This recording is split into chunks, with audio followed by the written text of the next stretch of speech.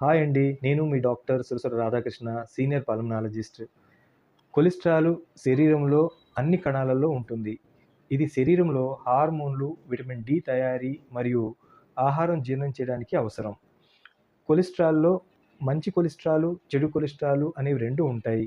అధిక కొలెస్ట్రాల్ కారణంగా చెడు కొలెస్ట్రాల్ పెరిగి గుండెకు మరియు మెదడుకి రక్తం సరఫరా చేయడంలో ఆటంకం ఏర్పడి స్ట్రోక్‌కి కారణం అవుతుంది. శరీరంలో అధిక కొలెస్ట్రాల్ ఎందుకు పెరుగుతుంది? ఫ్యాట్ ఎక్కువున్న రెడ్ మీటు, వెన్న, ఫ్యాట్ ఎక్కువున్న పాలు, ప్రాసెస్ చేసిన ఆహారములో ట్రాన్స్ ఫ్యాట్ ఎక్కువగా ఉంటుంది. అలాగే వ్యాయామం లేకుండా బరువు పెరగడం, ధూమపానం చేయడం వల్ల మంచి కొలెస్ట్రాల్ తగ్గి చెడు కొలెస్ట్రాల్ పెరగడం, డయాబెటిసు, హైపర్ టెన్షను, మూత్రపిండ సంబంధించిన వ్యాధుల వల్ల వయసు పెరిగినప్పుడు చెడు కొలెస్ట్రాల్ పెరగడం, స్త్రీలలో కంటే మగవాళ్ళలోనే కొలెస్ట్రాల్ ఎక్కువగా ఉండటం, కొన్ని జన్యుపరమైన కారణాల వల్ల చెడు కొలెస్ట్రాల్ పెరుగుతుంది.